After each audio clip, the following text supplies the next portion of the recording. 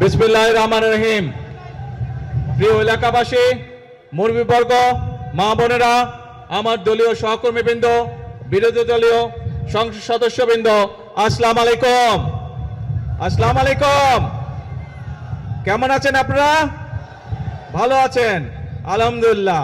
আমারও আপনাদের সাথে আজকে দেখা হয়ে খুব ভালো লাগছে। আর বিশেষ করে ভালো লাগছে যে এই এলাকার এই কয়েকদিন আগে যে বন্যা হলো, অতিবৃষ্টির কারণে এই বন্যায় বহু মানুষের ঘর বাড়ি নষ্ট হয়ে গিয়েছিল। যাই হোক, আল্লাহর রহমতে তারপরে আমরা 100 গরিব দুস্থ পরিবারকে আমরা আজকে ঘরের চাবি হাতে উঠিয়ে দিতে পেরেছি। এছাড়াও আপনাদের সামনেই আপনারা দেখলেন আরো অনেকগুলো দুস্থ মানুষের কাছে তাদেরকে সহযোগিতার জন্য সরকারের পক্ষ থেকে আমরা আর্থিক সহায়তা তাদেরকে করেছি। কিছু দুস্থ মহিলাকে আমরা চাল দিয়েও সহযোগিতা করেছি। প্রিয় ভাই বোনেরা, আপনাদেরকে এই কথাগুলো বলার কারণ হচ্ছে যে এই যে বর্তমান সরকার, এই সরকারকে আপনারা নির্বাচিত করেছেন। এই বাংলাদেশের মানুষ এই সরকারকে নির্বাচিত করেছে। কাজেই এই সরকারের দায়িত্ব হচ্ছে বাংলাদেশের মানুষের পাশে থাকা। এই সরকারের দায়িত্ব হচ্ছে বাংলাদেশের মানুষের সুখে দুঃখে থাকা। এই সরকারের দায়িত্ব হচ্ছে এই দেশের মানুষকে দেখে রাখা। এই সরকারের দায়িত্ব হচ্ছে এই দেশের মা বোনদের পাশে থাকা। এই সরকারের দায়িত্ব হচ্ছে এই দেশের সন্তানদের লেখাপড়ার ব্যবস্থা করা। এই সরকারের দায়িত্ব হচ্ছে এই দেশের মানুষ যারা অসুস্থ হবে তাদেরকে যথাযথ চিকিৎসার ব্যবস্থা করে দেওয়া। এই সরকারের দায়িত্ব হচ্ছে এই দেশের তরুণ সমাজ, যুবক সমাজ, নারী হোক পুরুষ হোক, তাদের কর্মসংস্থানের ব্যবস্থা করা। প্রিয় ভাই বোনেরা, এই জন্যই আপনারা দেখেছেন নির্বাচনের সময় আমরা বলেছিলাম যে বিএনপি যদি আল্লাহর রহমতে বাংলাদেশের মানুষের ভোটে সরকার গঠনে সক্ষম হয় তাহলে আমরা মূল কয়েকটি কাজে হাত দেব। তার মধ্যে একটি কাজ ছিল এই দেশের মায়েদেরকে সহযোগিতা করার জন্য, এই দেশের নারীরা যাতে স্বাবলম্বী হতে পারে সেই জন্য আমরা বলেছিলাম আমরা ফ্যামিলি কার্ড ঘরে ঘরে পৌঁছাবো, যেটি আমির খসরু সাহেব ওনার বক্তব্যে বলেছেন। আপনারা দেখেছেন যে সরকার গঠন হওয়ার 1 মাসের মধ্যে আমরা সেই ফ্যামিলি কার্ডের পাইলট প্রজেক্টের কাজে হাত দিয়েছিলাম এবং ইনশাআল্লাহ আল্লাহর রহমতে পাইলট প্রজেক্টের কাজ শেষ হয়ে গিয়েছে। এই মাসের 16 তারিখ থেকে আমরা এই ফ্যামিলি কার্ডের কাজ শুরু করছি এবং ইনশাআল্লাহ সমগ্র বাংলাদেশে এই বছর 26-27 অর্থ বছরে আমরা প্রায় 41 লক্ষ পরিবারের মায়ের হাতে আমরা এই ফ্যামিলি কার্ড ইনশাআল্লাহ তুলে দিব এবং ইনশাআল্লাহ আপনাদেরও এই এলাকায়, এই অঞ্চলে, এই উপজেলার মধ্যে ইনশাআল্লাহ 10 থেকে 12 হাজার পরিবারের হাতে আমরা ফ্যামিলি কার্ড এই আগামী অর্থ বছরের মধ্যে তুলে দিব এবং আগামী 4 বছর ধরে এটি চলবে। আরো অনেক মা বোনেরা এই ফ্যামিলি কার্ডের আওতায় আসবেন। কেন আমরা ফ্যামিলি কার্ড দিয়েছিলাম? আমাদের ফ্যামিলি কার্ড দেওয়ার উদ্দেশ্য ছিল, লক্ষ্য ছিল যাতে ভাইদের পাশাপাশি যাতে বোনেরাও সংসারের হাল ধরতে পারে, একটি স্বাবলম্বী পরিবার গড়ে তুলতে পারে, সন্তানদের লেখাপড়া দেখতে পারে, সন্তানদের স্বাস্থ্য সেবা যাতে দিতে পারে মায়েরা। সেই জন্য মাদের হাতকে শক্তিশালী করার জন্য আমরা এই ফ্যামিলি কার্ডের ব্যবস্থা করেছি। শুধু ফ্যামিলি কার্ডই নয়, ফ্যামিলি কার্ডের পাশাপাশি আমরা কৃষক কার্ডেরও ব্যবস্থা করেছি। এই যে বাঁশখালীর কিছু অংশে লবণ চাষী ভাইরা আছে না, লবণ চাষী ভাইরা শুধু যে যারা ধান পাট বা অন্যান্য শাকসবজি বা অন্যান্য ফসল চাষবাস করে তারাই যে শুধু কৃষক কার্ড পাবে তা নয়, এমনকি লবণ চাষী ভাই যারা আছেন ইনশাআল্লাহ তারাও, এমনকি লবণ চাষী ভাই যারা আছে তাদেরকেও ইনশাআল্লাহ আমরা ফ্যামিলি কার্ড তাদের হাতে পৌঁছে দিব। এবং এখানে একটি কথা এসছে যে লবণের মূল্য নির্ধারণ করে দেওয়া, আলোচনা করে আমরা ইনশাআল্লাহ লবণের মূল্য নির্ধারণ করেছি। যে মূল্য পেলে লবণ চাষী ভাইদের স্বাবলম্বিতা, অর্থনৈতিকভাবে তারা সচ্ছল হবে আস্তে আস্তে। ইনশাআল্লাহ আগামী কিছুদিনের মধ্যে আমরা সেই দামটি আমরা সকলকে জানিয়ে দেব, যার ফলে লবণ চাষী ভাইদেরকে আর আগের মতন কষ্ট পোহাতে হবে না। প্রিয় ভাই বোনেরা, আজকে আমি মাতার বাড়ি গিয়েছিলাম, মাতার বাড়িতে পুরা দেখে আসলাম এবং শুধু মাতার বাড়ি নাই, সেই চট্টগ্রামে মিরেশরাই থেকে শুরু করে সমগ্র অঞ্চলকে আজকে আমি দেখেছি, হেলিকপ্টারে আমি দেখেছি। কেন দেখেছি? কারণ এই যে আমাদের সামনে বিশাল সমুদ্র, এটি হচ্ছে এই বাংলাদেশের সম্পদ, এই দেশের সম্পদ। এই যে বিশাল সমুদ্র এই সমুদ্রের মালিক হচ্ছে এই বাংলাদেশের জনগণ, এবং সেজন্যই এই সমুদ্রকে কিভাবে ব্যবহার করে বাংলাদেশের মানুষের তাদের জীবন ব্যবস্থা উন্নত করা যায়, কিভাবে আমরা সেটি এইখান থেকে শুরু করে সেই মিরেশ্বরাই পর্যন্ত মাদারীপুর পর্যন্ত কিভাবে আমরা বিভিন্ন মিল ফ্যাক্টরি স্থাপন করার মাধ্যমে এই দেশের মানুষের কর্মসংস্থানের ব্যবস্থা করতে পারবো, এই দেশের মানুষের ব্যবসা বাণিজ্যের ব্যবস্থা করতে পারবো, সেই পরিকল্পনা কিভাবে গ্রহণ করা যায় তার জন্য আজকে আমি মাতার বাড়ি গিয়েছিলাম। এবং খুব স্বাভাবিকভাবেই প্রিয় ভাই বোনেরা,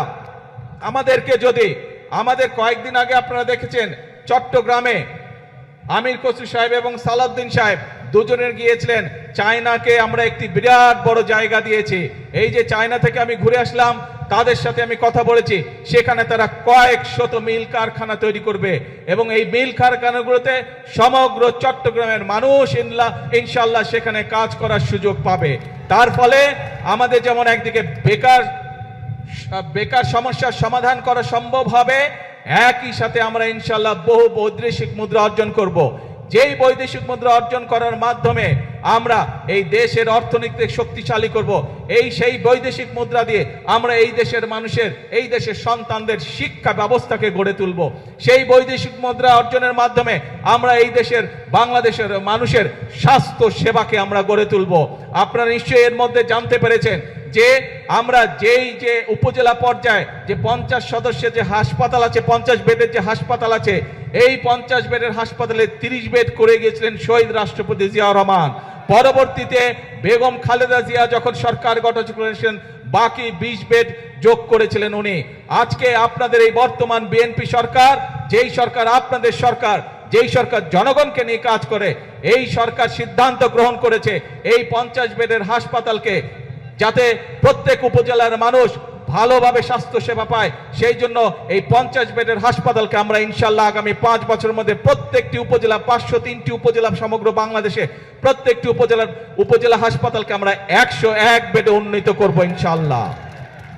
প্রিয় ভাই বোনেরা, এই কাজগুলো যদি আমাদেরকে করতে হয়, এই দেশের মানুষের জন্য যদি কর্মসংস্থানের ব্যবস্থা করতে হয়, এই দেশের মানুষের কর্মসংস্থানের ব্যবস্থা করার জন্য যদি বিদেশি এবং দেশি বিনিয়োগকারী যারা আছে তাদেরকে উৎসাহিত করে যদি মিল ফ্যাক্টরি স্থাপন করতে হয়, তাহলে তার পূর্ব শর্ত হচ্ছে দেশে শান্তি শৃঙ্খলা থাকতে হবে।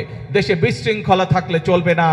যখন বিগত সময় আমরা দেখেছি বা বিভিন্ন সময় আমরা দেখেছি আপনার এলাকায় বা বাজারে যখন কোনো গন্ডগোল হয়, কোনো সমস্যা হয়, তখন কি দোকানপাট খোলা থাকে না বন্ধ থাকে? কি ভাই, বাজারে যদি কোনো গন্ডগোল হয় দোকানপাট বন্ধ থাকে না খোলা থাকে? বন্ধ হয়ে যায়। কেন বন্ধ হয়ে যায়? কারণ এই যে ছোট দোকানদার বা যেই ব্যবসায়ী হোক, ব্যবসায়ী জন্য বন্ধ করে দেয় যাতে ওই গন্ডগোলে তার ব্যবসার যাতে ক্ষতি না হয়। ঠিক একইভাবে দেশীয় বা বিদেশি বিনিয়োগকারী যারা আছে, তারা যখন বিনিয়োগ করবে তারা তো চাইবে যে যাতে তার মিল কারখানার উৎপাদিত পণ্য ঠিকভাবে বন্দর দিয়ে যেতে পারে বা তার কাঁচামাল যাতে সঠিকভাবে আসতে পারে, রাস্তাঘাটে যাতে শান্তি থাকে, তাই না? যদি মিল কারখানা না চলে সঠিকভাবে, তাহলে কি কর্মসংস্থানের ব্যবস্থা করা সম্ভব না। সেই জন্য ভাই আমাদেরকে সচেতন থাকতে হবে, আমাদেরকে সতর্ক থাকতে হবে। যারা শান্তি শৃঙ্খলা নষ্ট করতে চায় তাদের বিরুদ্ধে তাদের ব্যাপারে আমাদেরকে সতর্ক থাকতে হবে। আমরা যদি দেশের সন্তানদের লেখাপড়ার ব্যবস্থা আমাদেরকে তৈরি করতে হয়, সুন্দরভাবে লেখাপড়ার ব্যবস্থা করতে হয়, স্কুল কলেজ সুন্দরভাবে তৈরি করতে হয়, তাহলে শিক্ষকদেরকে যদি ট্রেনিং দিতে হয়, ছাত্রছাত্রীদেরকে যদি নতুন করে বই দিতে হয়, এই সকল ব্যবস্থা যদি করতে হয়, তাহলে আমাদেরকে দেশের আইন শৃঙ্খলা ঠিক রাখতে হবে। একইভাবে সতর্ক থাকতে হবে আমাদেরকে, যারা বিভ্রান্ত তৈরি করতে চায় তারা যাতে কোনো সুযোগ না পায়। কারণ বিভ্রান্তকারীরা যদি বিভ্রান্ত করার সুযোগ পায়, ক্ষতিগ্রস্ত হবে জনগণ। বিভ্রান্তকারী যারা, তারা তো নিজেদের মতন করে চলে যাবে, তারা তো জনগণের সাথে থাকবে না। সেই জন্য প্রিয় ভাই বোনেরা, আজকে আমাদেরকে সিদ্ধান্ত নিতে হবে, আজকে বাংলাদেশের মানুষকে সিদ্ধান্ত নিতে হবে যে আমরা কি আমাদের দেশকে এগিয়ে নিয়ে যাব, নাকি আমরা ঝগড়া ফ্যাসাদে লিপ্ত থাকব, নাকি আমরা বিভ্রান্তকারীদের সাথে থাকব। এই ব্যাপারে আমাদেরকে সিদ্ধান্ত নিতে হবে। আমরা জানি বিগত স্বৈরাচার আমলে এই দেশের জ্বালানি বা বিদ্যুৎ খাতকে কয়েকটি গুটি সংখ্যক ব্যক্তির হাতে তুলে দেওয়া হয়েছিল। তাদের স্বার্থ হাসিলের জন্য বিভিন্ন পরিকল্পনা গ্রহণ করা হয়েছিল, যা এই দেশের মানুষের পক্ষে নয়। খুব স্বাভাবিকভাবে সেই জ্বালানি ব্যবস্থা বা বিদ্যুৎ ব্যবস্থা যেটি অপরিকল্পিতভাবে যেই ব্যবস্থা গুটি কয়েক মানুষকে সুবিধা দিয়েছিল, সেটি যদি জনগণের স্বার্থে সেই পরিকল্পনা করতে হয়, স্বাভাবিকভাবে কিছু সময়ের প্রয়োজন। আমরা এরই ভিতরে তার কাজে হাত দিয়েছি।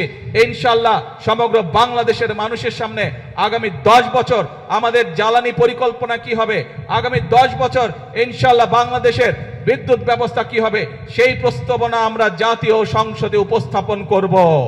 জাতীয় সংসদে উপস্থাপন করার মাধ্যমে আমরা পরিকল্পনা দিয়ে সেই কাজ আমরা শুরু করব, যাতে করে স্কুল কলেজ হোক, হাসপাতাল হোক, মিল কারখানা হোক, বাসা বাড়ি হোক, মানুষ ঠিকভাবে বিদ্যুৎ পেতে পারে। গাড়ি ঘোড়া সবকিছুতে, মোটরসাইকেল সবকিছুতে যাতে গ্যাস মানুষ ঠিকভাবে পেতে পারে, সেই পরিকল্পনা আমরা গ্রহণ করব। আমরা খেয়াল করেছি বিগত কিছুদিন ধরে কিছু মানুষ, কোটি সংখ্যক কিছু মানুষ এই ব্যাপারে বিভ্রান্ত ছড়ানোর চেষ্টা করছে। আপনাদেরকে পরিষ্কারভাবে উদ্দেশ্য করে বলতে চাই, বিএনপি সরকার সংসদে পরিকল্পনা উপস্থাপন করবে। আপনাদের যদি পরিকল্পনা থাকে, আসুন জনগণের সামনে উপস্থাপন করুন, কিন্তু বিভ্রান্তিকর কথা বলে দেশে বিশৃঙ্খলা তৈরি করবেন না, বিভ্রান্তিকর কথা বলে জনগণের শান্তি নষ্ট করবেন না, জনগণের শান্তি নষ্ট করবেন না। কারণ 50 বছরের উপরে এই দেশের স্বাধীনতা হয়ে গিয়েছে। এখন জনগণের জন্য কাজ করার সময়, এখন দেশ গঠনের জন্য কাজ করার সময়। পৃথিবীর বহু দেশ আমাদের পরে স্বাধীন হয়েছে, কিন্তু তারা কাজ করার মাধ্যমে, পরিশ্রম করার মাধ্যমে তাদের দেশকে অনেক দূর এগিয়ে নিয়ে গিয়েছে। কাজেই আর পিছনে থাকা যাবে না, আর পিছনে পড়ে থাকা যাবে না। এখন একটি লক্ষ্য, একটি উদ্দেশ্য, জনগণের জীবন মান উন্নত করা, দেশের ভাগ্যের পরিবর্তন করা। প্রিয় ভাই বোনেরা, যেই পরিকল্পনার কথাগুলো এই সংক্ষিপ্ত বক্তব্যে আমি আপনাদের সামনে তুলে ধরেছি, আপনারা কি মনে করেন এই পরিকল্পনাগুলো বাস্তবায়িত করা সম্ভব হলে দেশের জনগণের ভাগ্য এবং দেশের ভাগ্য পরিবর্তন হবে? আপনারা কি মনে করেন? কি ভাই, জনসভার পিছনে যারা আছে, আপনারা কি মনে করেন আমরা সঠিক পরিকল্পনা গ্রহণ করেছি? এই যে শিল্প কলকারখানা, বিদ্যুৎ, জ্বালানি, ফ্যামিলি কার, কৃষক কার, এই যে পরিকল্পনা গ্রহণ করেছে, এগুলো জনগণের পক্ষে ঠিক আছে? যদি ঠিক আছে ভাই, তাহলে আপনাদের সমর্থন থাকতে হবে। কারণ আমরা সবসময় বলি, আমাদের অর্থাৎ বাংলাদেশ জাতীয়তাবাদী দল বিএনপির সকল ক্ষমতার উৎস হচ্ছে জনগণ। জনগণের সমর্থন থাকলে আমরা প্রত্যেকটি জনগণের স্বার্থে যতগুলি কর্মসূচি, সবগুলো ইনশাআল্লাহ আল্লাহর রহমতে আমরা বাস্তবায়ন করতে সক্ষম হব। আসুন আজকের এই জনসভায় আমরা যেভাবে আজকে দুস্থ মানুষকে সহযোগিতা করেছি, সাহায্য দিয়েছি, এই সাহায্য এবং সহযোগিতাকে আমরা পরিবর্তন করতে চাই কর্মসংস্থানের মাধ্যমে। সেটি দেশের ভিতরে হোক, সেটি আমাদের তরুণ সমাজের সদস্যদেরকে বিভিন্ন প্রশিক্ষণের মাধ্যমে বিদেশে প্রেরণ করাই হোক না কেন। অর্থাৎ আমরা চাই প্রত্যেকটি বাংলাদেশের প্রত্যেকটি মানুষ, 20 কোটি মানুষের 40 কোটি হাত, প্রত্যেকটি হাত শ্রমিকের হাতে রূপান্তর করতে চাই আমরা, যাতে করে প্রত্যেকটি মানুষ দেশ গঠনে ভূমিকা রাখতে পারে, যাতে করে প্রত্যেকটি মানুষ নিজের হাতের পরিশ্রমের মাধ্যমে নিজের এবং পরিবারের ভাগ্যের পরিবর্তন করতে চায়। আমরা সেই বাংলাদেশকে গড়ে তুলতে চাই, আমরা সেই বাংলাদেশের জন্য অপেক্ষা করেছি। কিন্তু অপেক্ষা করলে, বসে থাকলে চলবে না, আমাদেরকে কাজ করতে হবে, আমাদের ফসলের উৎপাদন বৃদ্ধি করতে হবে, আমাদেরকে মিল কারখানা স্থাপনের মাধ্যমে আমাদেরকে কর্মসংস্থান এবং শিল্পের বিপ্লব আমাদেরকে ঘটাতে হবে। প্রিয় ভাই বোনেরা, আসুন আজকের এই জনসভায় আমরা সেই শপথ গ্রহণ করি, সেই প্রতিজ্ঞা গ্রহণ করি যে বাংলাদেশের মানুষ আর বিভ্রান্ত হবে না, বিভ্রান্তকারীদের কোন রকম প্ররোচনায়।